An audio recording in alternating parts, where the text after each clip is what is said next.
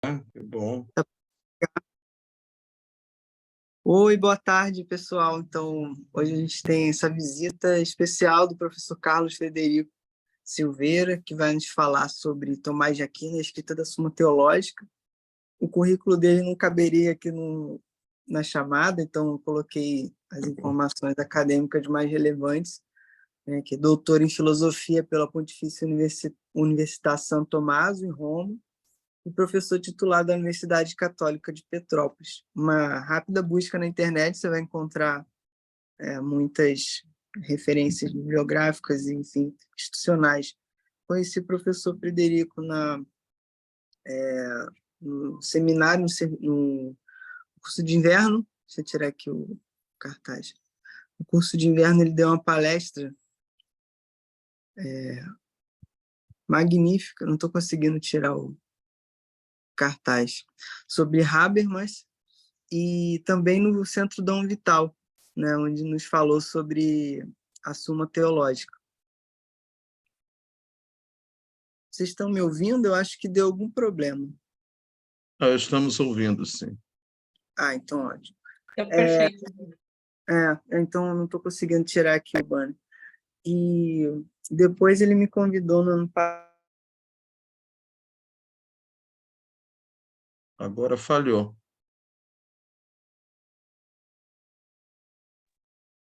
Estou travando.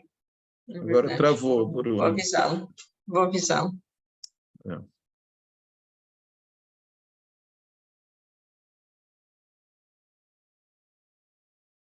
Acho que ele está entrando de novo, né? Opa, voltei. Realmente deu uma travada aqui, mas voltei. Então é isso. Puxa, que pena. O que está vendo aqui? Não, agora está bem. Agora está bem. Ótimo. Poxa, nunca aconteceu isso. E aí, no ano passado, ele me convidou para falar filosofia na praia, né? Aqui Foi muito no bom, Leme. aliás. Ai, que bom. Fiquei feliz. Ele conhecia meu irmão e Sara, que foram alunos dele, né? E aí, há um tempo eu queria convidá-lo para vir para cá falar com a gente também. Enfim, talvez na PUC-Rio também. Aí, ele felizmente aceitou para conversar um pouco sobre Tomás de Aquino. Eu coloquei no título uma proposta escrita, né? Justamente porque isso destaca para mim a questão da experiência mística, o testemunho, né? Porque Tomás, muito visto como sistemático, mas toda essa produção teológica dele também parte de uma experiência espiritual, né? Então, foi nesse sentido da gente pensar essa produção teológica, uma escrita, uma mística, enfim, aí o professor Frederico fica bem à vontade para mostrar seus pontos de vista como um especialista no autor, né? Fica à vontade.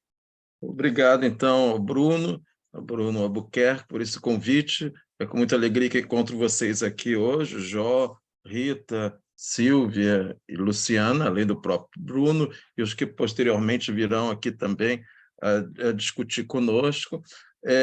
A proposta de falar de São Tomás é muito boa, sempre é um prazer. Inicialmente foi me pedido que falasse um pouco sobre a Suma Teológica, não foi isso, Bruno? Então, vamos expor a Suma Teológica, mas, obviamente, deixo vocês assim livres para perguntar até durante a exposição, interromper, caso tenha um ponto que passe mais rápido, que interesse mais a vocês. Mas vamos centrar um pouco na Suma Teológica. Depois gostaria de fazer um comentário sobre esse conceito de mística, também em São Tomás, num processo histórico de evolução desse conceito.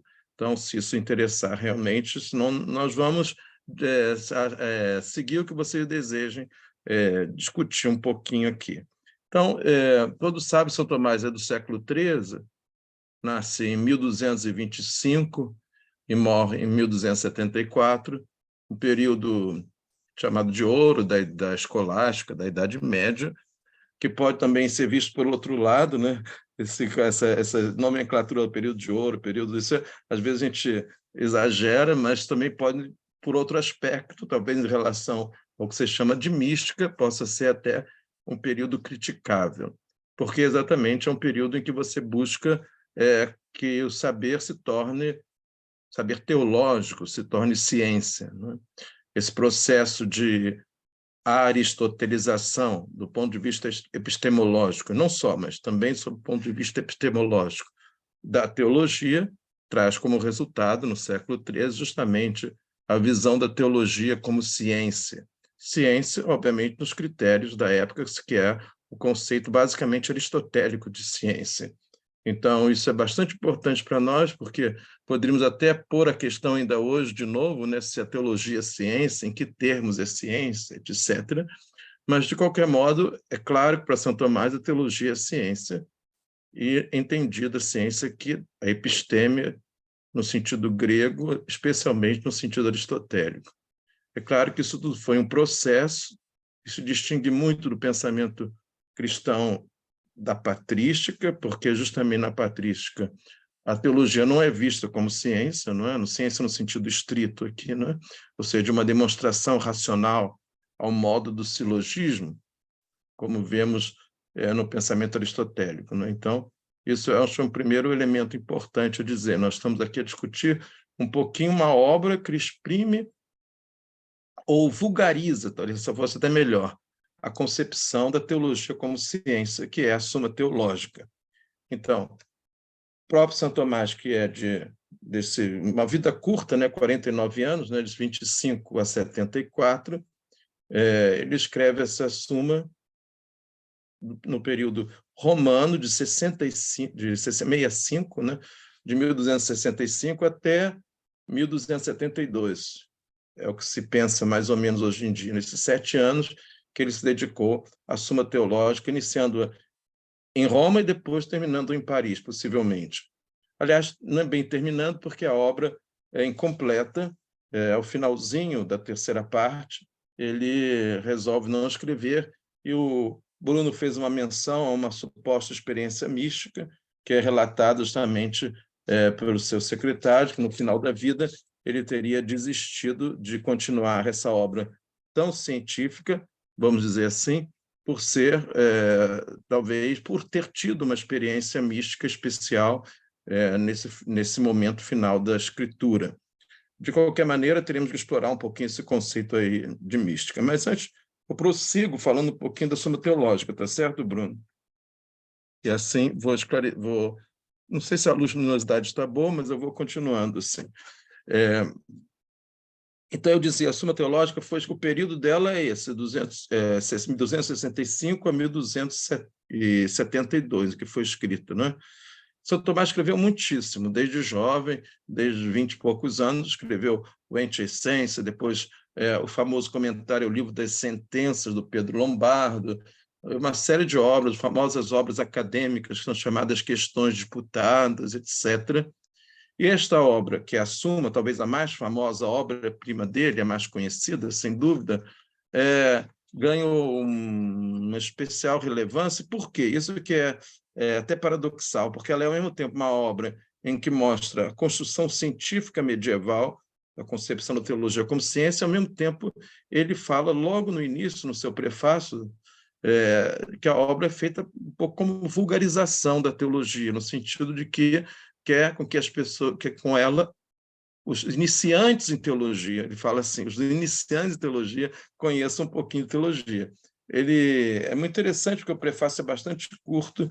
Ele diz, assim mais ou menos, o doutor, quer dizer, o mestre da verdade cristã, deve ensinar não somente aos mais avançados, o pessoal que está na pós-graduação, no pós-doutorado, mas deve ensinar também aos novinhos que estão começando, porque essa é a tarefa de transmitir, não é? Então, ele faz isso e fica claro que o objetivo dele é fazer uma síntese, portanto, uma suma de todo o pensamento teológico a partir justamente, não a partir, dedicada aos iniciantes, portanto, aos jovens que iniciam a teologia. Então, esse é o primeiro elemento, os destinatários. Mas é claro que a obra é tão bem construída que ultrapassa esses destinatários. Ou talvez eles estivessem, digamos assim, superestimando a inteligência dos jovenzinhos destinatários, porque é uma obra densa, cheia de questões e problemas, né? importante do ponto de vista da doutrina cristã, mas também do ponto de vista da filosofia, porque, como dizia, é uma construção teológica que herda o método filosófico aristotélico, de preferência, mas não só, mas é um método aristotélico já em harmonia com a tradição cristã, que era mais neoplatônica. Então, essa é outra coisa interessante. São Tomás faz uma síntese, isso sim, com uma mística mais de origem neoplatônica cristã, do início do cristianismo, com a tradição aristotélica, o que não era muito comum, porque geralmente o pessoal opõe Aristóteles e platonismo, né? Mas São Tomás vê como essas duas fontes são de pensamento, elas são complementares e, portanto, desenvolve o seu pensamento e, por conseguinte, a sua escritura, já com essa consciência de que platonismo, ou neoplatonismo e aristotelismo são conciliáveis, e, de fato, ele faz isso. Então, do ponto de vista metodológico, a obra é uma expressão dessa síntese entre a tradição neoplatônica, que é mais longa no pensamento cristão, e essa novidade aristotélica que começa no século XII, que ele assume plenamente e desenvolve para aplicá-lo à teologia. Bom, essa, eu diria assim, do ponto de vista teológico, epistemológico, científico, justamente a Suma Teológica, que consta de três grandes partes, nós vamos falar. Na primeira parte, e na primeira questão, ele começa a dedicar-se à ideia de teologia como ciência. Isso é bastante interessante. Inclusive, a Luciana tocou nesse assunto do conhecimento místico. Teremos que discutir um pouquinho sobre isso, mas essa primeira parte do assunto, logo ao início, da primeira grande questão, ele vai discutir se a teologia é ciência, justamente. Eu já adiantei que, para ele, ela de fato é ciência, né?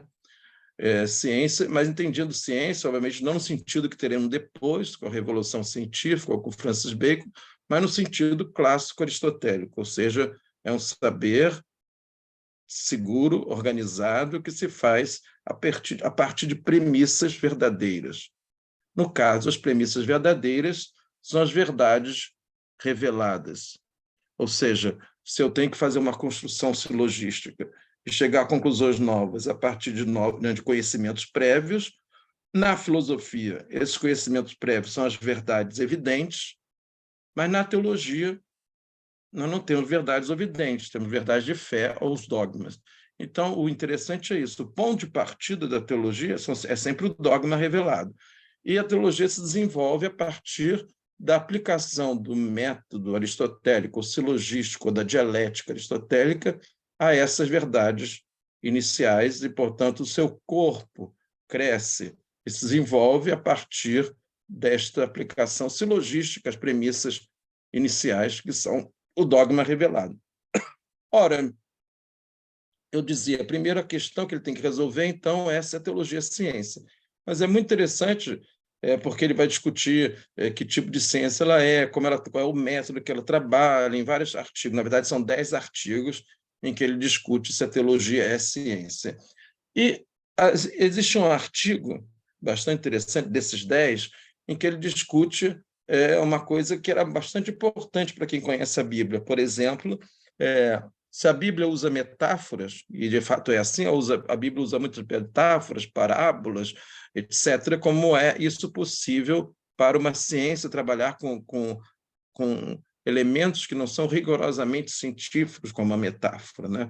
São, no mínimo, ambíguos. Então, ele discorre sobre tudo isso e falando exatamente, seguindo uma perspectiva clássica da interpretação da Bíblia. Clássica quer dizer que vinha da patrística já, de que existe um elemento, vamos dizer, um nível literal, histórico, de ler a Escritura, um nível mais, desculpa, um nível mais doutrinal e um nível moral e, finalmente, um nível, desculpa, um nível que ele chama anagógico ou escatológico. Um minutinho. Respira, acontece. De fato, um pouco com a garganta um pouco irritada.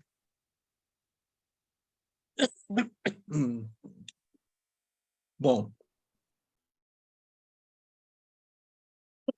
assim eu dou chance para vocês perguntarem alguma coisa já. Enquanto isso, eu vou comentar alguma coisa aqui que eu estava escrevendo enquanto te escutava, né? Peraí. Aprendendo a usar pelo celular. Eu achei interessante essa questão da síntese entre platonismo e aristotelismo, porque eu aprendi que Tomás tenderia muito mais para o aristotelismo. Então, como se tivesse deixado de lado, né, por assim dizer, o platonismo e seu idealismo em prol do empirismo, né, aristotélico. Então, minha primeira pergunta que eu já tinha anotado aqui seria nesse sentido, né, de como é que seria essa síntese, que eu achei bastante interessante para desdobrar, né? Uma questão mais prática que eu tenho também é a questão da edição da Suma, né? Eu tenho uma que que é bilíngue, né, da Loyola, se não me engano, que é verdinha a capa, tem o latim e o português, mas eu vi que tem muitas, né, edições, e eu sou daqueles que procura perguntar para o especialista qual é a edição que considera melhor para poder me informar bem, né? Bom, vou ver se eu consigo falar um pouquinho agora. De fato, existem várias edições da Suma. A mais antiga do Brasil é do Alexandre Correia, e que foi reeditada agora pela, acho que a editora, bom, que o editor fez em 5 volumes, uma edição bastante interessante, porém só com texto em português. Geralmente as edições da Suma Teológica são bilíngues, ou seja, o texto latino e o texto em português.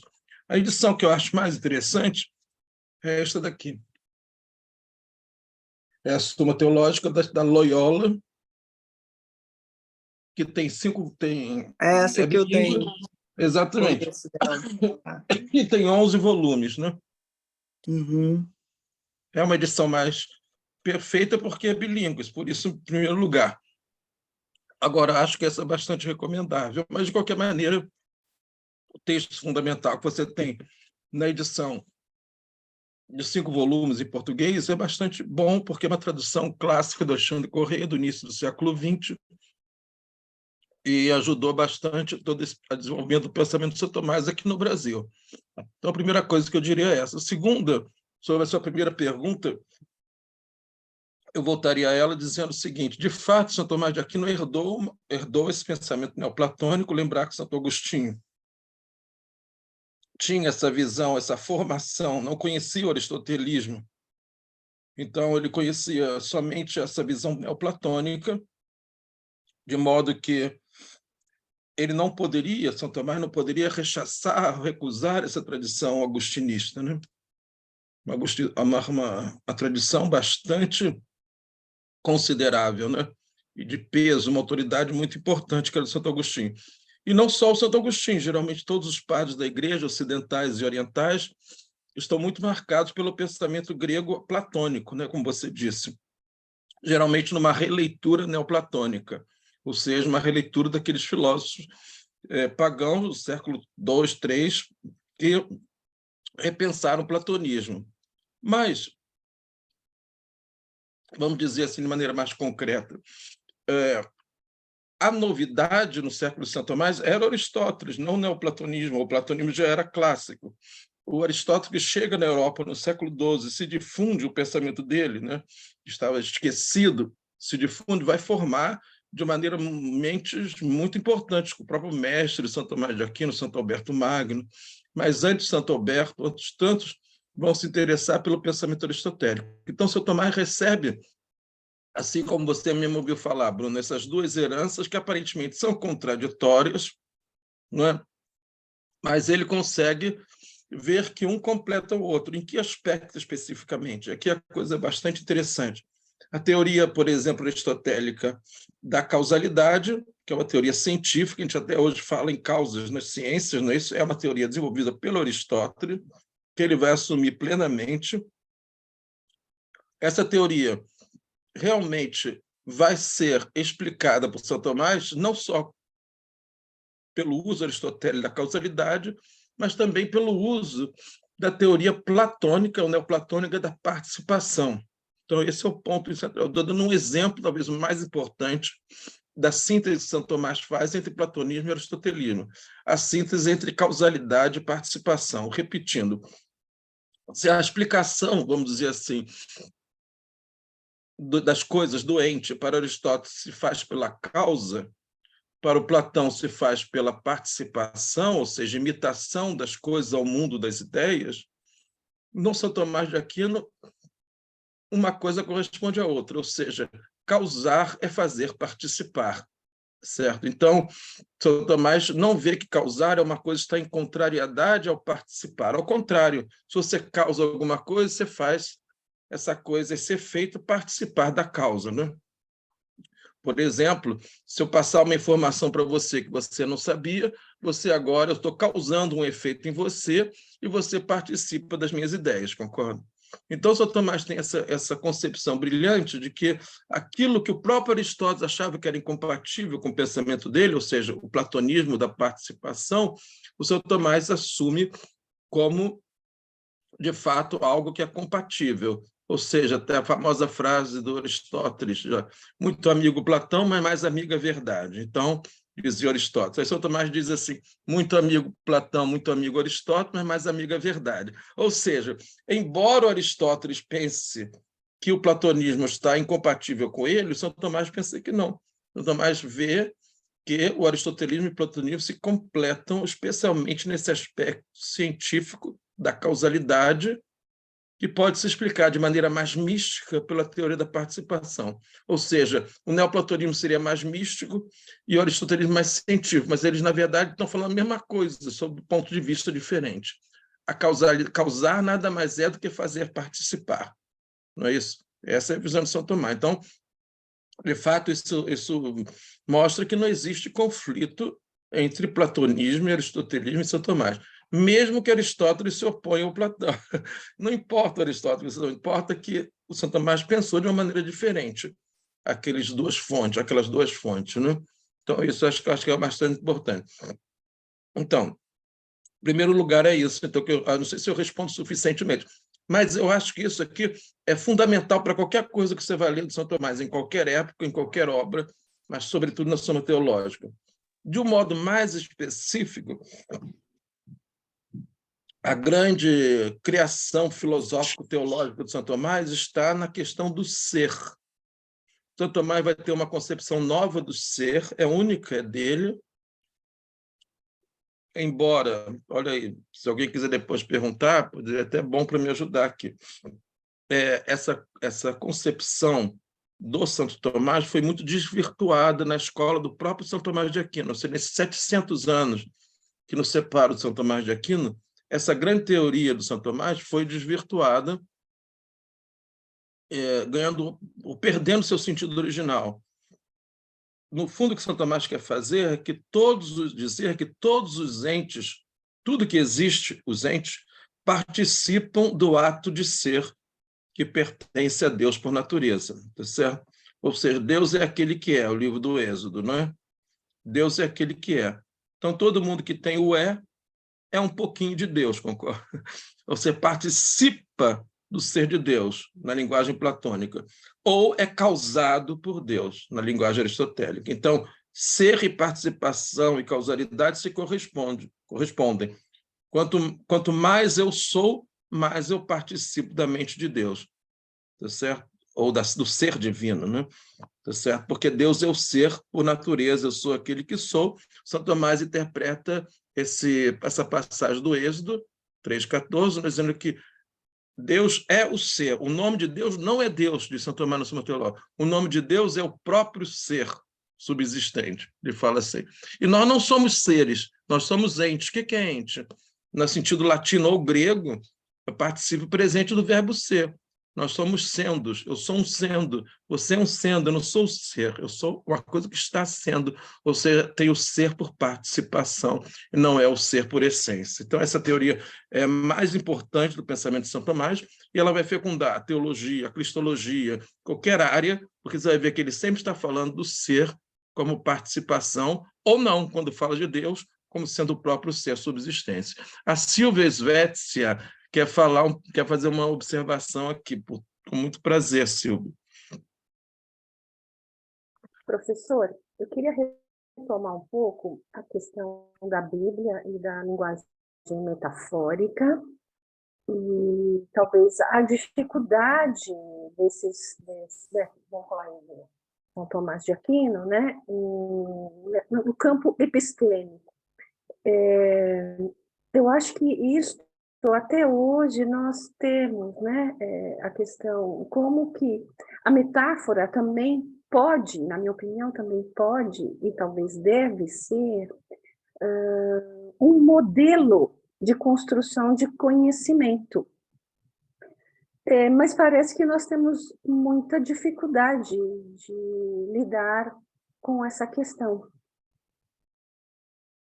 Concordo plenamente. Você quer falar mais ou posso começar a responder? Pode falar. Não, eu concordo plenamente com você, isso mesmo que eu gostaria de falar. Eu acho que você captou bem o problema que estamos a discutir, né? De fato, a metáfora foi desvalorizada no ambiente tomista, concorda? Não é isso? Eu acho que a gente vê isso.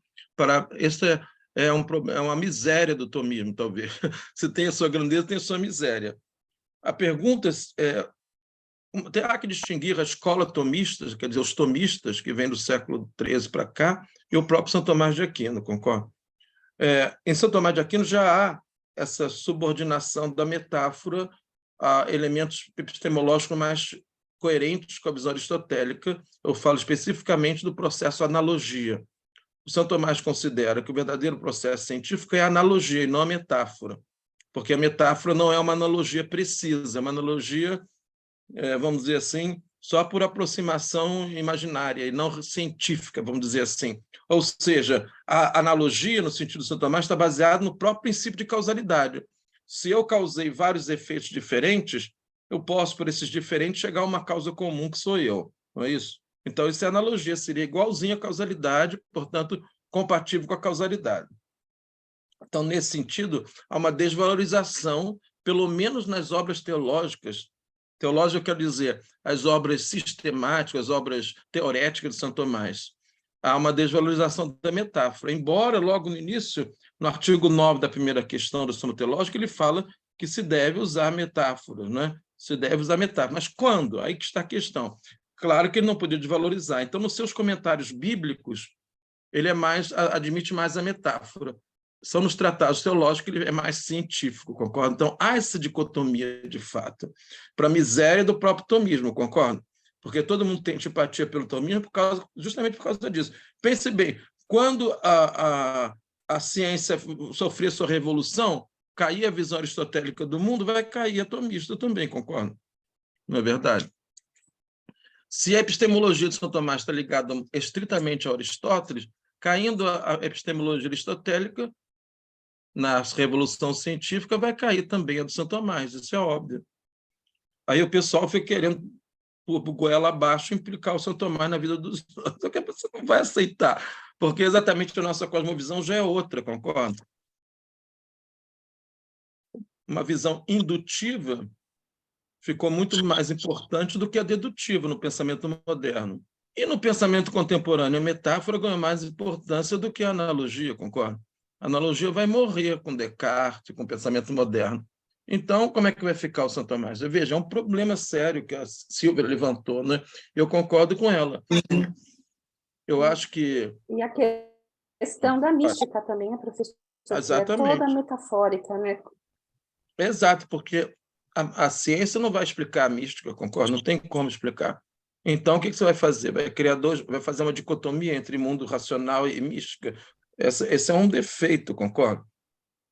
Então, é claro que a metáfora tem de ser retomada, porque a nossa perspectiva contemporânea é muito mais a favor eu imagino, Silvia me corrija, da metáfora do que propriamente do raciocínio causal e analógico, concordo? Isso por todo um processo histórico de evolução, né, do pensamento científico, vamos dizer assim. Então, e justamente, então, acho que esse era um ponto importante. Nós estamos de acordo, eu acho que é isso. São Tomás, de fato, não nega a metáfora, mas põe a metáfora como não sendo justamente uma coisa, um processo epistemológico científico, tá certo? E, por conseguinte, ele deve se basear você pode usar metáforas e tudo, até na predicação, né? Mas na pregação, etc., mas a ciência trabalha com analogia, não propriamente com as metáforas. A metáfora fica em outro campo, talvez na pregação, talvez na vida pastoral, mas os cientistas, os teólogos, eles não usam metáforas, porque eles são superiores. Então, agora, já o místico já usa, concorda? Porque não tem linguagem científica para o místico, não existe essa possibilidade, porque a ciência é trabalho humano, né? Você vai pôr Deus dentro das nossas categorias científicas, seria impossível, não é isso? Mas vocês me corrijam aí. De qualquer forma, esse é um ponto bastante importante que a Silvia nos trouxe, e eu espero que estejamos de acordo com isso. Agora, justamente, o problema está aqui na ideia de que a teologia é ciência, no sentido aristotélico, tá certo? Se você falar ciência no sentido largo da palavra, é um saber, tudo bem, mas ele não está pensando assim. Está pensando que tem que usar uma epistemologia bastante séria, radical, para fazer o progresso do saber ser teológico, concordo? Isso é um aspecto interessante. A própria Suma Teológica é talvez o grande monumento para isso, tá certo? A Suma Teológica tem 3 grandes partes, eu diria. A primeira parte consta de todo um tratado de Deus e a emanação das coisas de Deus, a partir de Deus, a criação do mundo, dos anjos, demônios, essas coisas todas, né? Todos os atributos divinos. Então, a primeira parte, vamos dizer assim, é mais metafísico-teológica. A segunda parte, que é extensíssima, subdivide em 2 partes, portanto, é a parte da moral, praticamente. É a parte mais extensa da Suma Teológica.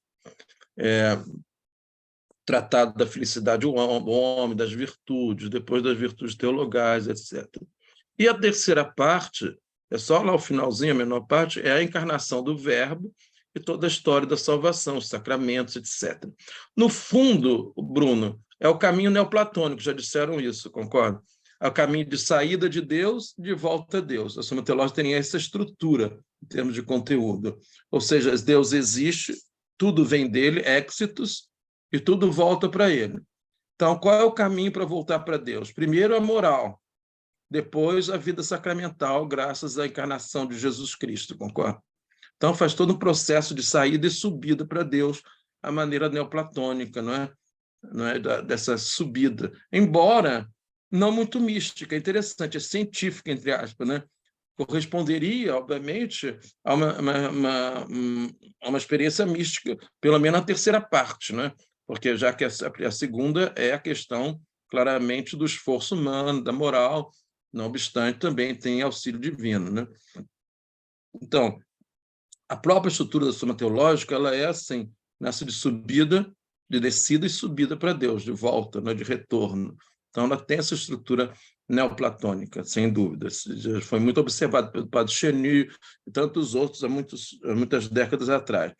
Então, eu acho que isso também é outro elemento, mas se você for ver certos temas, por exemplo, da Suma Teológica, as próprias famosas 5 vias, que são muito interessantes do ponto de vista, são textos famosos, as vias que provam a existência de Deus, a partir do movimento, a partir das causas contingentes, da ordem do universo, né?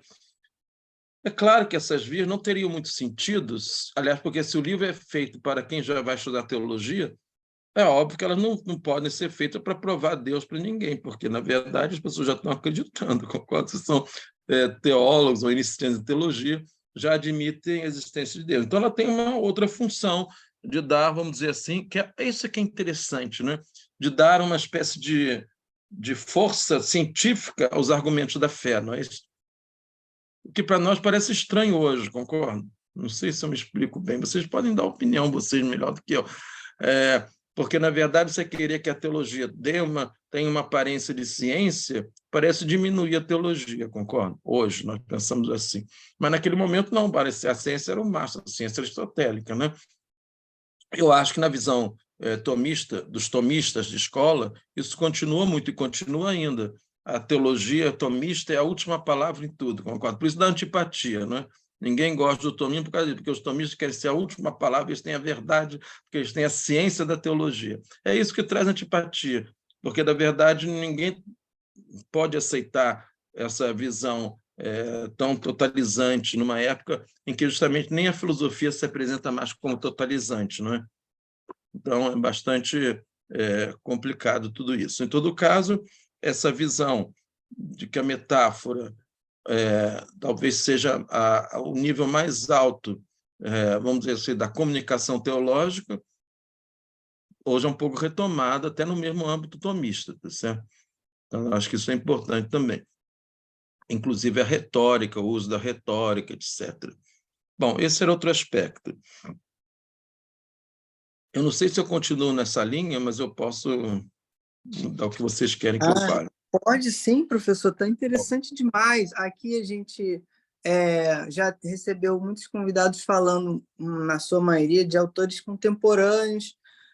A gente vai conversar com Marcos Reis sobre Evagrio Póntico, então começando a fazer algumas incursões assim na filosofia antiga, mas da época medieval, creio que seja a primeira. A gente ainda vai ouvir, talvez, a Simone Marinho falando das beguinas, algo pela via da mística feminina, mas para mim, especialmente, está sendo interessante demais, porque você tem uma visão, ao mesmo tempo, profunda de cada detalhe da Suma e ampla, né? Então, estava interessado em te ouvir. Como que você hoje conhece, né, os filósofos contemporâneos?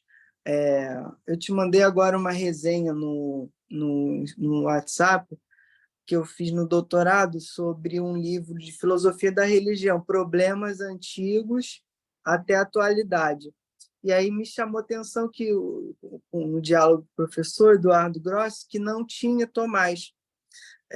Né? E justamente essa espécie de antipatia ao tomismo, acho que está muito ligada a essa questão da totalidade, né? De um saber já pronto, fechado, aquela visão medieval do mundo, né? Já todo totalmente dado, né? Então, muito interessante te ouvir nesse sentido, né? Como é que você pensa esse lugar mais do que do tomismo, do Tomás de Aquino, né? No meio de toda essa a tônica desse livro, por exemplo, que eu resenhei, era no sentido de uma desontologização até mesmo da ideia de Deus, separar a ideia de Deus da ideia do ser, né? Como sendo, então, algo que teria complicado a filosofia, a metafísica, enfim. Aí acho que está indo muito bem por essa via aí, está importante. Obrigado. Então, vamos continuar. O Bruno, você falou coisas bastante interessantes agora. Há que distinguir mesmo entre o tomismo e os tomismos de escola, né? Da escola, especialmente a escola da segunda escolástica, que a gente chama, a escola da época que surgiu na Contra-Reforma Católica. O tomismo virou uma espécie de escudo para atacar os protestantes, não é isso? Para atacar todo mundo que fazia coisa errada. Então, é claro, não tem nada a ver com São Tomás, tem a ver com a escola, né? Os tomistas, nomes bastante importantes.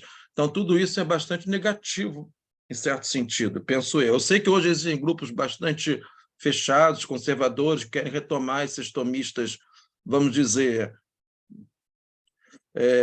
da apologética tomista, tá certo?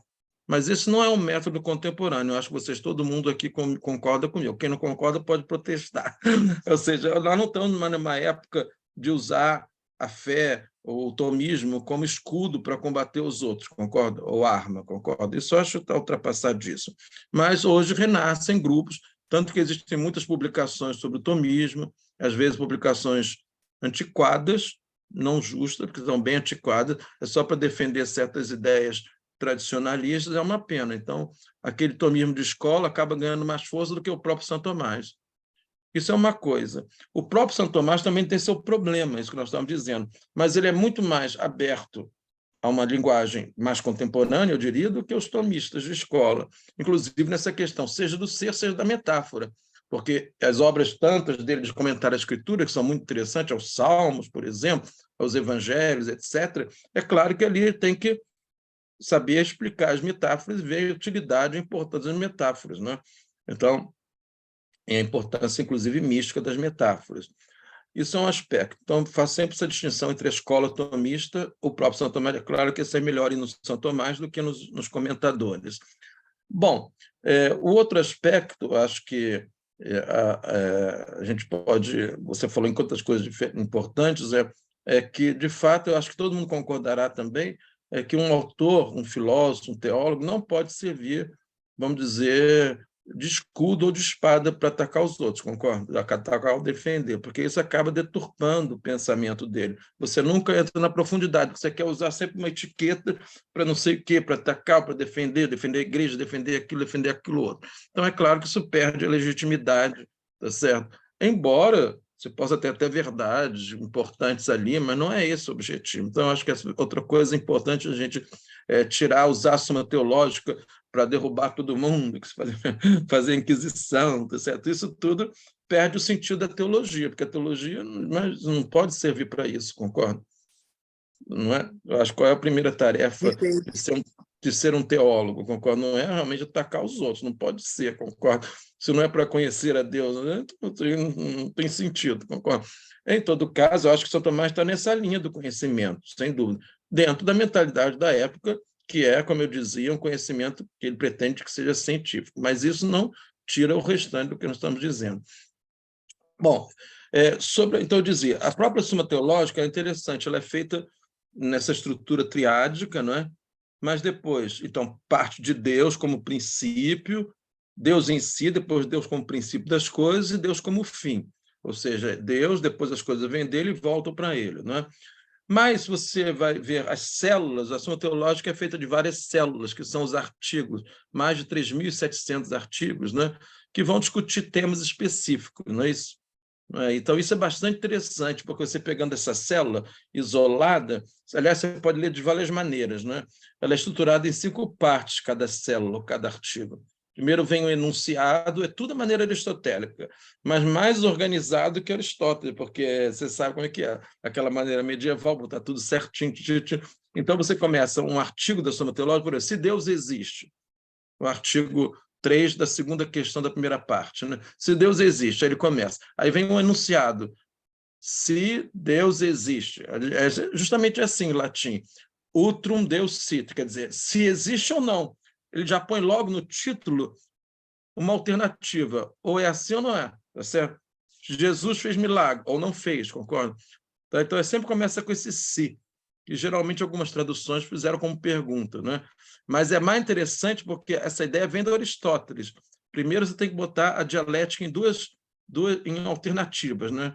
Um pró e o contra, como no tribunal, diz Aristóteles. Uns dizem que Deus não existe, e outros dizem que Deus não existe, e Deus existe. Então, começa assim, todos 3.100 artigos. Depois ele traz o argumento de quem diz que não existe. Primeiro parece que não existe por causa disso, o mal existe no mundo. Aí vem o segundo diz que não existe por causa disso. Então, faz esse primeiro um lado da alternativa. Aí põe em seguida o outro lado da alternativa. Geralmente, esse outro lado da alternativa, Silvia, é bastante interessante. Ele cita uma autoridade, que na Idade Média era muito importante. Não é? Autoridade no sentido mesmo original da palavra, aquele que acrescenta conhecimento. Autoridade para ele era, em primeiro lugar, a Bíblia, depois os padres da igreja, depois os filósofos. Então, depois das opiniões negativas, ele põe uma opinião oposta, que é a opinião de autoridade. Aí vai dizer, mas na Bíblia diz que no êxito tal, Deus disse, eu sou aquele que sou, logo Deus é. Ora, então nós temos 3 momentos, o enunciado e os 2 momentos, vamos dizer, da dialética, a negação e a afirmação. Se ele parasse aqui, seria um argumento de autoridade, concorda? Aí vem a ciência dele, aí vem a solução. Na solução, quando ele responde essas 2 objeções, é que você vai ter a própria teoria dele. Então, vem o corpo do artigo. Então, eu respondo dizendo que por 5 vias se pode mostrar que Deus existe, e vai toda a argumentação dele. Vamos chamar, entre aspas, de científica, concordo? Usando o silogismo. De cabo a rabo, só silogismo, concordo? Feito isso, que era a 4ª parte, a parte central, a estrutura do artigo, ele aplica esta estrutura, essa resposta longa, a cada objeção posta no início. Quem disse que não existe, por que agora eu posso dizer que existe, qual era o erro daquela objeção? E assim vai. A Suma Teológica é feita nessa estrutura. Cada artigo é uma célula, entende? Que tem toda fecha ali, vamos dizer assim, um tema. Fechado ali, você abre para outro artigo, vai desenvolver outro tema, assim vai, continuamente até fazer esse edifício completo. Mas, por isso, ela é bem... dá a impressão de ser fria, né? Porque não vai usar. É uma coisa super estruturada. Ele faz questão que seja assim, é como se fosse as regras da BNT. Tem que seguir aquelas regras, tá certo? Não é isso? Só. Tem que seguir aquelas regras, senão não é científico, não é isso? Mas é uma mentalidade que a teologia tem que ser científica, concorda? Então, tudo certinho ali na regra das regras, né? Mas essa talvez não seja a questão principal. O importante ali talvez fosse a partir, por exemplo, inclusive eu falo, você pode ler a Suma Teológica toda sem ler as objeções, ler só o corpo de cada artigo, a solução que ele deu. É como se fosse um livro à parte. Você lê corrido só as soluções. É um livro totalmente independente de todo o resto das estruturas. É muito mais interessante nesse sentido. Mas eu ia dizer, eu quero entrar um pouquinho ainda nesse confronto entre mística e a ciência de São Tomás. A primeira coisa que eu queria dizer, eu acho que até agora eu já defendi esse lado, né? A Suma Teológica, como geralmente as obras, vamos dizer, teóricas de São Tomás, são eminentemente científicas, de teologia científica, dentro da mentalidade do século XIII. Agora, tem uma mística em São Tomás, aí vem a questão complicadíssima, mas eu não quero, vocês sabem mais do que eu, só quero provocar reflexão, Luciana, que eu provoco muito, porque eu também me dedico um pouco a essas coisas, uma reflexão sobre o conceito de mística. Quando se fala São Tomás, então, no final da vida, teve uma experiência mística, claro, as biografias que nós temos de São Tomás, as antigas, logo depois que ele morreu, são biografias medievais, concordo? Não estão preocupados com o fato em si, não é? É aquela mentalidade medieval de fazer biografia, mas para elogiar os santos, são panegíricos, não é isso? Para elogiar, então aumenta as virtudes, não sei o quê, tudo é maravilhoso, não é isso? Certo? Então não pode confiar muito, né? Então, quando eles relatam, no final da vida ele quis rasgar a Suma Teológica, que tudo era palha por causa da experiência, bonito testemunho, mas não temos como comprovar nada disso, concorda? Mas fica a questão da mística. Ele teve uma experiência mística, isso parece ter tido. Mas o que é mística? Aí eu vou provocar vocês, né? O que é mística nesse período do século XIII, né?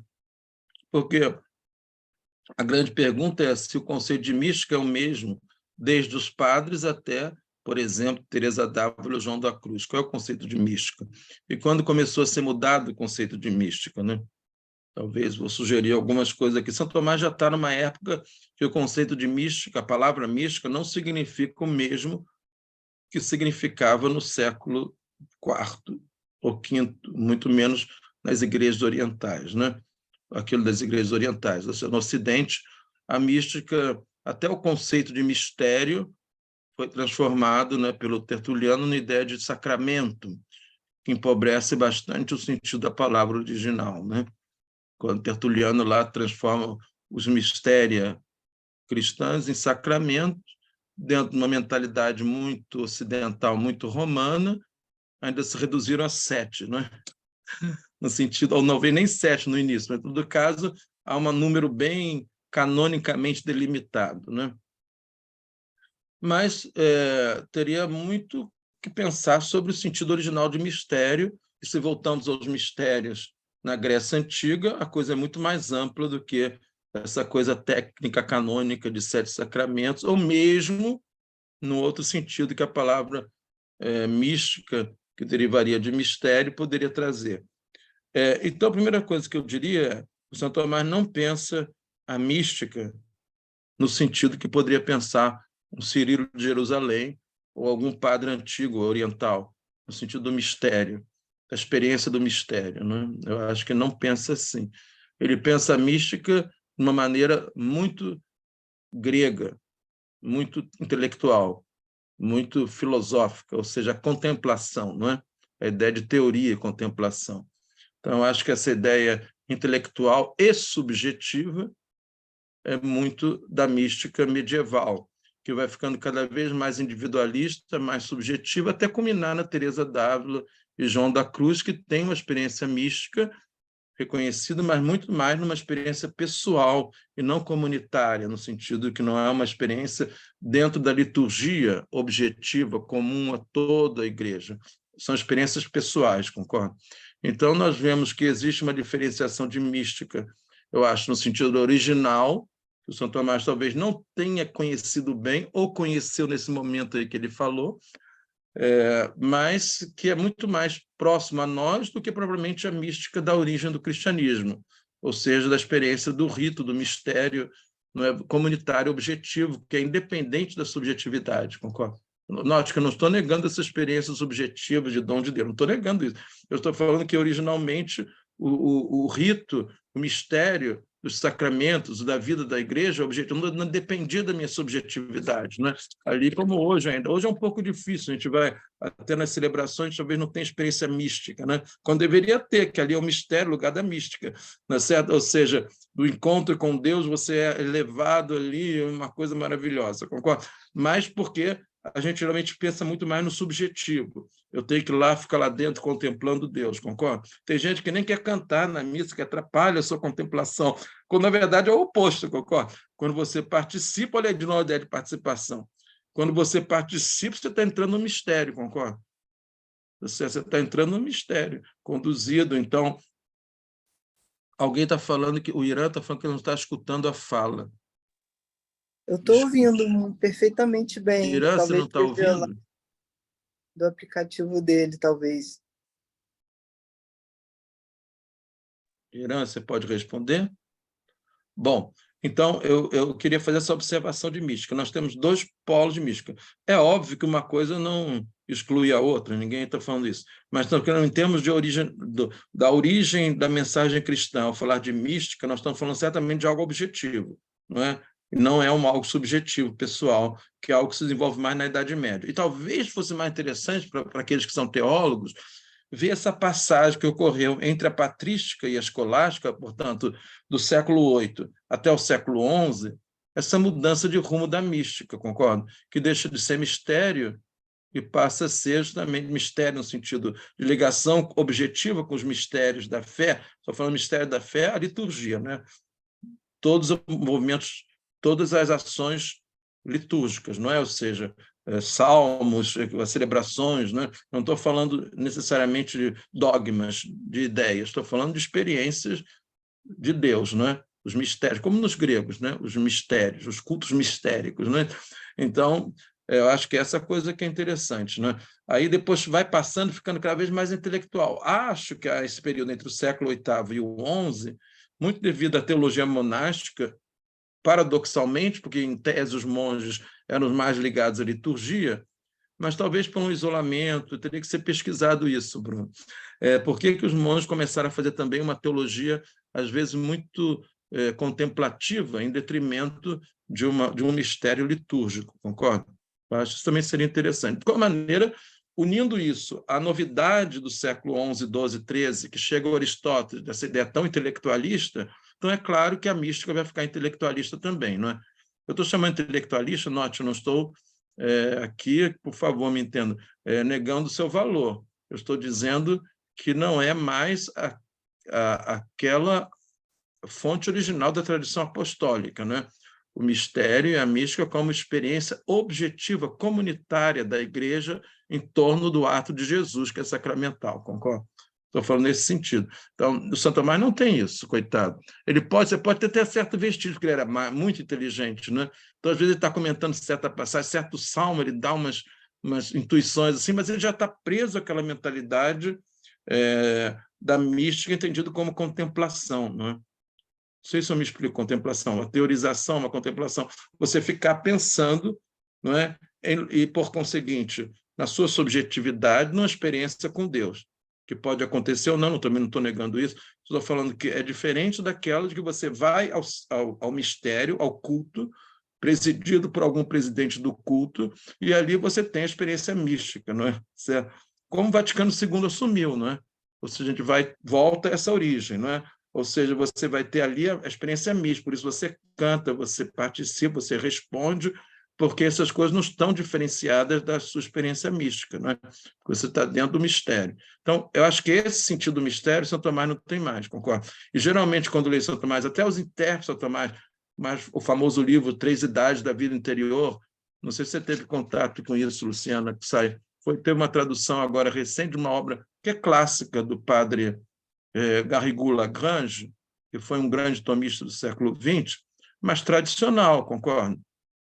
Então, ele faz essa história da mística muito bonita, que o pessoal adora, as três idades da vida interior, mostrando em São Tomás como são essas passagens da vida purificativa até a união com Deus, concordo? Seria a mística final. Mas note, qual é o problema aqui? Ele está na mesma linha medieval, ou renascentista, ou barroca, de ver a mística mais no sentido contemplativo do que propriamente ligação aos mistérios. Eu tenho que falar a palavra sacramental porque essa palavra que ficou em português. Ao mistério litúrgico, ao culto, vamos dizer assim. O culto como mística é muito mais objetivo, porque não depende de mim, não sou eu que faço o culto, concordo? Não sou eu que crio o culto. São atos de Jesus Cristo. Então, essa é a mística oriental. Isso eu acho que São Tomás é devedor, a não ser que a gente possa ver um pouquinho aqui e acolá, tá certo? Uma intuição dele, mas é muito... Porque, lendo os padres da igreja, ele intui isso, né? Você vê, os padres são assim, Santo Agostinho, mas antes do Agostinho, Orígenes, né? Cirilo de Jerusalém, todas essas grandes figuras, né? Que são mais próximos essa igreja inicial, portanto, ter uma concepção de mística mais objetiva. Não é? Bom, eu falei bastante, vocês podem falar mais um pouquinho, gente, por favor, me ajudem. Onde é que eu devo continuar? Eu já fiz minhas provocações. Uma das Renan... perguntas que eu ia fazer era exatamente essa que você trouxe antes que eu aprendi com o professor Gonzalo Villagrán, lá na Espanha, que a gente podia ler a Suma Teológica pelas respostas de São Tomás, né? E eu estava aqui vendo uma edição bonita, nova. Eu sou muito estético com capa de livro e achei uma bonita desse Alexandre, que você disse. Acho que eu vou comprar essa. Pois é, essa em 5 volumes. Acho que é da editora Eclésia, não é isso? Essa é Isso, aí bonita, eles vale a lançaram pena. uma nova agora, É 2021. essa mesmo, vale a pena, vale a pena.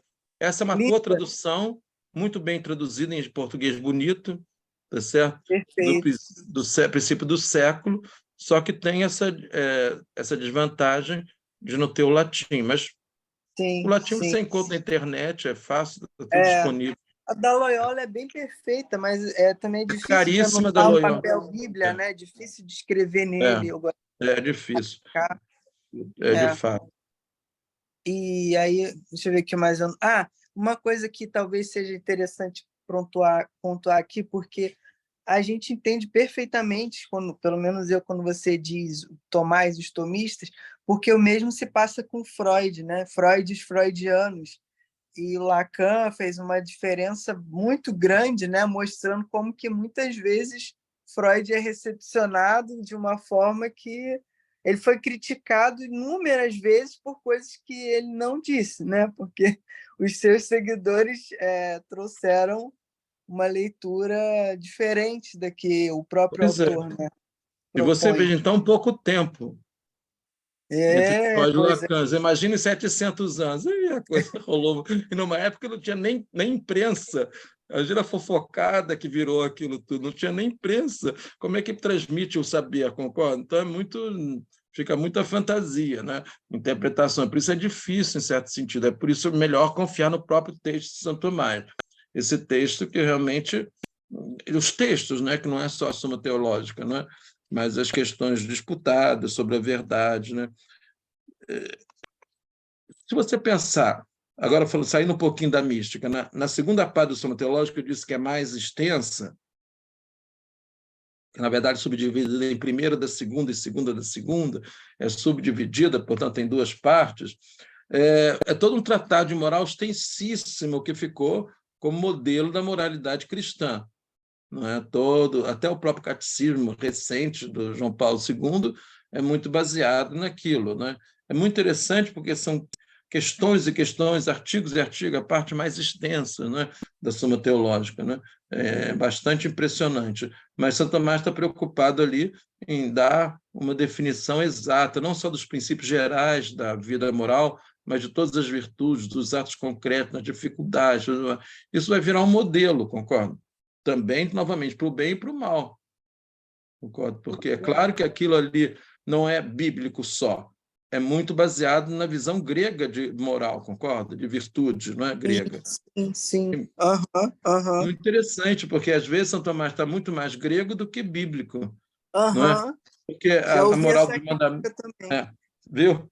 Porque Aham. todo um tratado de moral baseado, né, nas virtudes que os gregos defendem. É claro que essas virtudes também são cristãs, não estamos também defendendo, mas a preocupação em pôr em moldes gregos a visão cristã de mundo é bastante importante para nós entendermos o processo da sua teologia, da sua moral, etc. Né? Você concorda com isso? Já ouvi essa crítica na disciplina de moral social, política e econômica, lá na Espanha, né, que um dos critérios para beatificação e para santidade seriam muito mais pautados por conceitos gregos. Então, vamos dizer assim, para se considerar alguém santo, os modelos são os gregos e mais do que a matriz hebraica, vamos dizer assim, né? Foi uma crítica que eu ouvi, a virtude heróica, né? Enfim. Eu acho que isso ninguém está negando também, de novo, insisto nos méritos da filosofia grega. São Tomás é um grande comentador da ética nicômaca do Aristóteles, e ele, portanto, conhece muito bem, mas é importante entender a força que essas coisas têm em determinado momento histórico. Hoje até se revaloriza essa ética do Aristóteles, né? Há um revival dessa ética aristotélica. De qualquer maneira, a gente tem ciência de que isso é uma construção grega, que, portanto, não é de origem propriamente bíblica ou cristã. Então, isso tudo ajuda a ver a premissa inicial, que nós estamos tentando, o Santo Tomás está tentando uma síntese com a tradição grega e a bíblica, assim, na própria tradição grega, ele tenta uma síntese entre Aristóteles e o Platão, e depois essa síntese também com a própria tradição bíblica. Então, é um esforço, para quem morre com 49 anos, é um esforço descomunal, sem dúvida, né?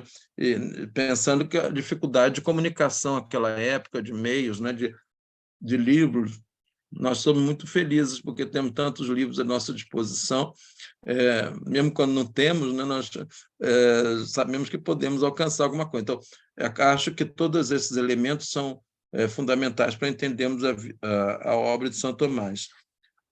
Eu não sei se vocês gostariam que eu falasse de alguma coisa mais, mas posso continuar a desenvolver nossas ideias. Só uma colocação, falando sobre a mística, né? Como o biógrafo principal de Dostoiévski, ele coloca, né, na sua extensa biografia em relação ao autor, que Dostoiévski teve por várias vezes experiências místicas.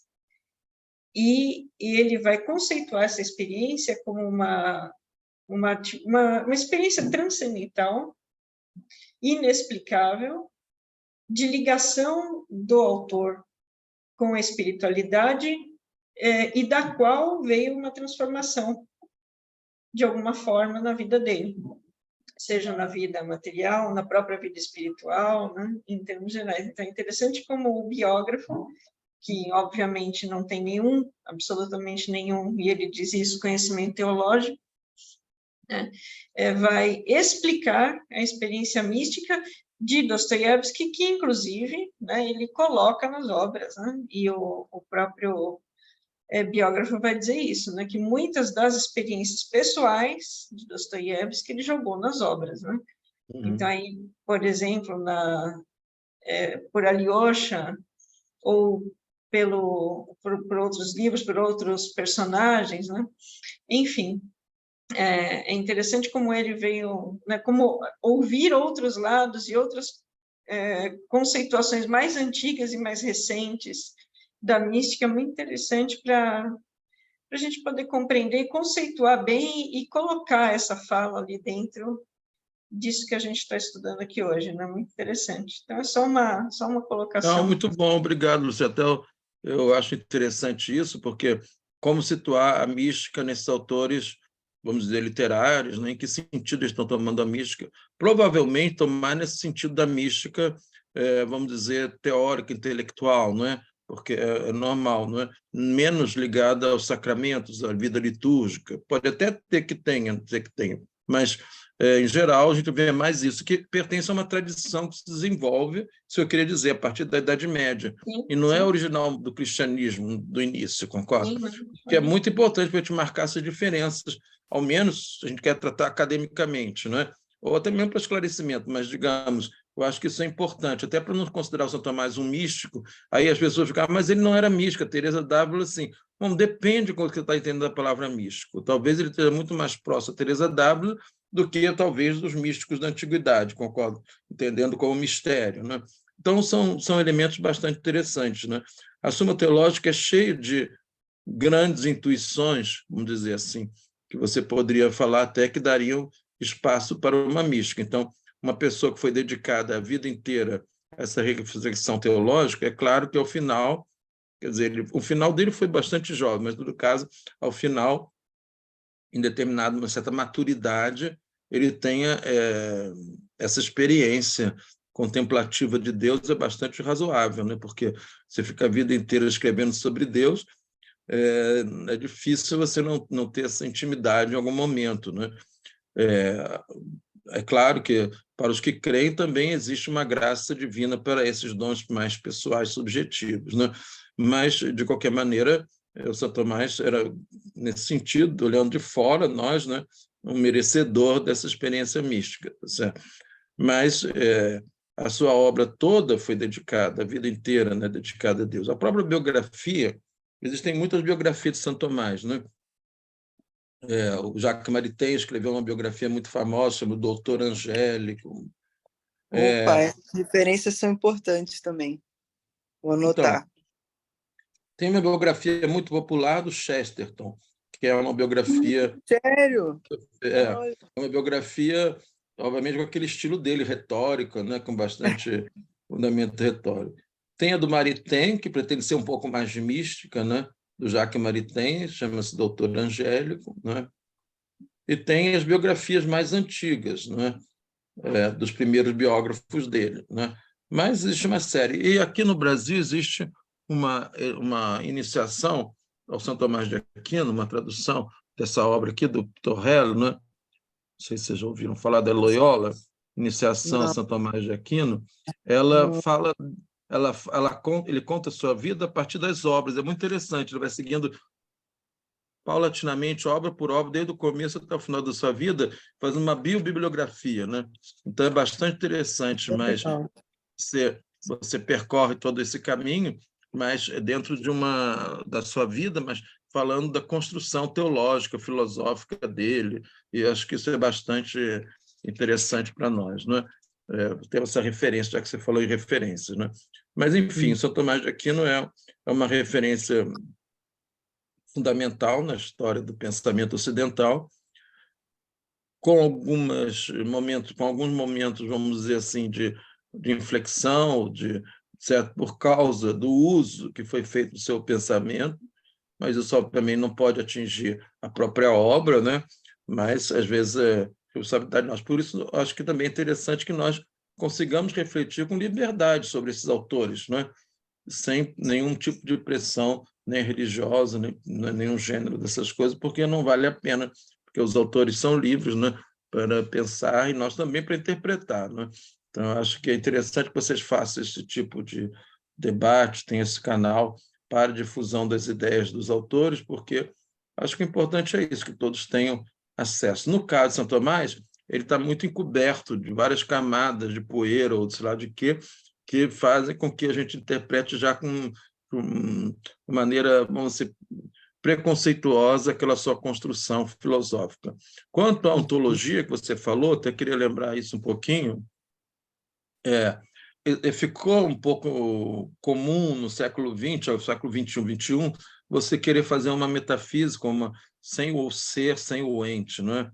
Essa discussão surgiu agora, mas note, nós não estamos falando de ser, essa é a coisa do Santo Tomás, né? Nós falamos ser de Santo Tomás, nós não estamos falando do ser como normalmente se entende o ser, ou seja, como se fosse uma essência. Santo Tomás, nesse caso, superou Aristóteles. Aristóteles, talvez, e muitos filósofos medievais, até mesmo modernos, como Descartes, Leibniz, etc., às vezes, quando fala ser, está pensando na essência. Mas nós não estamos pensando na essência. O Santo Tomás fez a diferença clara entre a essência e o ser. Uma coisa é o que eu sou, outra coisa é simplesmente o ser. Quer dizer, eu sou homem, quer dizer, animal racional, mas o ato de ser não é a minha essência, não pertence à minha essência. Se não pertence à minha essência, não é minha, não é meu esse ato, é dado por alguém. Então, é nesse sentido. Ou seja, só Deus é o ser. Então, tudo aquilo que tem a essência não é o ser, tem a essência e tem o ser como dado de fora. Então, geralmente a discussão está muito nesse problema de você ver o ser como essência, mesmo na nossa linguagem comum. Quando as pessoas falam o ser, aquele ser, eu estava falando da essência definida, né? Um cão, um cavalo, um homem. Né? Então, na verdade, nós não estamos falando do ser, nós estamos falando do ato que dá consistência e realidade a tudo que existe.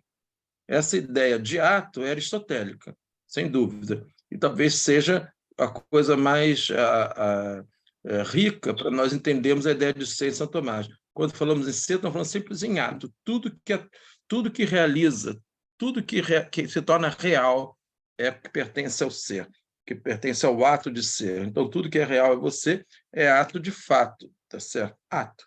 Então, todo ser que você, tudo que você é, pertence ao ser. Né? Tudo que você é pertence ao ser, não pertence a nada ao contrário.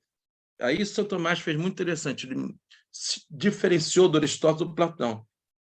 Ou seja, a maior perfeição dos entes não é a essência, como a gente fala normalmente, qual é a essência das coisas? Não é a essência, é o ser, simplesmente ser. Porque ser homem, cavalo, peixe, macaco, não sei o quê, pode ser até diferenciado, mas ninguém consegue dar o ser ao macaco, ao homem. O ser é um ato que não pertence a nenhuma essência, concorda? Então, esse é o elemento mais interessante, ou seja, ninguém pode dar o ser. Você pode até modificar o ser, mas dar o ser é um ato absoluto, que só pertence a quem é o ser. Você só pode dar quem tem, né? Eu não sou o ser, eu não posso dar o ser. Eu posso transformar. Por exemplo, posso ter um filho. O que significa isso? Eu transformei a matéria, né, a partir da matéria que já existe. Mas eu não posso dar o ser do nada, tá certo? O ser não se confunde com a essência. A minha essência é a mesma dos meus pais. Isso, então, meus pais passaram a minha essência. Muito bem. Mas o ato de ser é um ato absoluto. Esse ninguém tem acesso. Ninguém tem acesso ao ato de ser. Então, esse é o ponto interessante. Você ia falar, Silvia? Professor, há uma diferença entre o ser e o existir? Uma boa pergunta sua, ótima pergunta. De fato, é interessante isso. São Tomás não usa a palavra existência, nem existir, nessa diferença entre ser e essência. A palavra em latim é esse mesmo, e a tradução que foi feita na escola tomista é justamente existir e existência, mas esse é um defeito, porque diminui a descoberta de São Tomás. Porque pense só, Silvia, quem usa a palavra existência, na verdade, dá mais importância à essência. É o que se chama em filosofia e metafísica de essencialista. Quem são os filósofos essencialistas? Platão, Aristóteles, Descartes, Hegel. São Tomás não é essencialista. Essencialista que diz que o que constitui alguma coisa é sua essência. O mais importante no ente é sua essência. Homem, cavalo, peixe, macaco. Para nós não é isso. Não é o mais importante, porque isso já constitui a minha individualidade. O que não é meu mesmo, que nunca será meu, é o ato de ser, certo? Por quê? Agora eu vou dizer, vou chegar lá, Silvia. Por exemplo, por que existir é pobre? Porque existir é uma palavra factual. Eu existo, aquela cadeira existe, fone existe, tá certo? São coisas, é factual, não tem intensidade, certo? Deus existe, a barata existe. Agora, olha só, eu posso dizer, Bruno, que eu sou mais do que uma barata? Claro que Deus é mais do que eu. O ser tem intensidade, o existir é fático. Então, o ser é a profundidade da sua existência. Enquanto que o existir é só o fato, a face externa. Se eu sou, eu existo. Mas o existir é muito pobre. Quem usa a palavra existir acaba pondo o conteúdo do indivíduo na essência. Ah, então você é racional, você é maravilhoso. Mas não é isso. Eu sou maravilhoso porque eu sou. Até o mosquitinho é maravilhoso. Por quê? Não é porque é mosquito. Porque o ser dele está limitado ao mosquito. Mas o ato... Quem pode fazer um mosquito? Ninguém faz um mosquito do nada. Faz aí, Bruno, um mosquito agora, do nada. Não pode, entendeu? Ninguém dá o ser a um mosquito, tá certo? Então, o ato de ser, mesmo que tivesse só existido um mosquito, teria que responder quem deu o ser ao mosquito. Não o modo de ser mosquito, porque isso acaba sendo indiferente. O mais importante não é o modo de ser, ou simplesmente ser. Não interessa se é homem, cavalo, peixe ou macaco. Ninguém consegue explicar o mais radical, porque enquanto macaco. O que é mais pesado, mais complicado, mais intenso. Portanto, na linguagem mística do São Tomás, mística do sentido, é mais participativo. Eu participo mais do ser do que a barata, tudo bem. O gato participa mais do ser do que a barata, tudo bem. O anjo participa mais. Como é que você quiser falar? Existe uma intensidade de participação. Aí, nesse sentido, combina. Em contrário, se você fala existir, é meio ridículo. Não pode falar eu existo mais do que você, eu existo mais do que a barata. Isso não existe. O existir é um fato. Tá certo? Então, São Tomás não usa a mesma palavra existir. Foi a escola dele, a partir da morte dele, que começaram a usar existir no lugar de ser. Aí deu maior confusão, seria outro capítulo, né? Porque por exemplo, a própria escolástica da Contra-Reforma só usa a palavra existir, que calca muito na perfeição da essência, o que não é tomista. Isso é mais aristotélico que tomista. Então, ser homem, qual é a integridade do homem? O homem é assim, animal racional, é muito essencialista. A própria moral cristã ficou essencialista. Tudo, a palavra integral, que eu detesto essa palavra, né? O pessoal gosta de educação integral. Até a igreja usa essa palavra. Mas quando você fala integral, é porque você tem uma essência definida. Se você integrar aquela essência, você está bom. Se você não está integrado, você está desviado, concorda? Você entende? Então, essa ideia de essência é muito mais pobre do que a de ser. E de existência é a visão mais pobre ainda do ser. Não sei se eu me expliquei bem, Silvio. Então, para o São Tomás existe diferença. Nesse sentido, ele é bastante importante para a discussão contemporânea, heideggeriana do ser, o esquecimento do ser. O Heidegger fala que houve esquecimento do ser, teria que discutir isso, mas é claro que o São Tomás de Aquino não esqueceu o ser, pelo menos entendido nesse sentido, concordo? Mas há uma discussão muito importante. Depois, agora, a moda de abandonar o ser, já que ninguém pode chegar ao ser, abandonar o ser, não interessa. O que importa é que São Tomás, abandonando ou não, ele chegou a uma noção que ninguém tinha chegado. O que importa não é o modo de ser, a substância, que dizia Aristóteles. Se é isto, aquilo outro, homem, maravilhoso, racional, Não é isso. O mais difícil é simplesmente ser. Na verdade, as essências limitam o nosso ser, concorda, Silvio? Se eu sou homem, eu não posso voar com o do passarinho. Então, o meu ser está limitado pela minha essência. Concorda? Falou, você é cavalo, Pensando, você não pode... Hein? Fale. Pensando, o ser não professor. tem... Tem muita... O ser não tem limite. Tudo é ser. Uhum. Agora, se eu sou homem, o homem limitou o meu ser. Não é a perfeição minha, não é homem. Porque esse é um limite. Se eu fosse... eu sou anjo, é menos limitado que eu. Barata é mais limitado que eu. Então, na verdade, quem está limitando é a essência, não é o ser. O ser abre tudo. Só que nós estamos limitados naquela... Então, essa descoberta faz com que São Tomás supere Aristóteles, porque para Aristóteles, para Platão, a essência é a perfeição maior. São Tomás é muito bíblico nesse sentido. Ele descobriu que aquele que é, o que dá a nós, é aquilo que ele é, o ser, que ninguém pode dar. Por conseguinte, nesse sentido, o ser é a raiz mais radical. São Tomás chega a dizer, Deus é mais presente em mim do que eu mesmo. Por quê? Porque o que é do que é próprio de Deus é que me faz, que está em mim, que é o ser, concorda? Nem eu sou presente a mim mesmo, dizer. É bastante interessante essa visão do ser que é inovadora, embora tenha sido esquecido pela escola, porque, como você falou, Silvia, você passou a usar a palavra existência.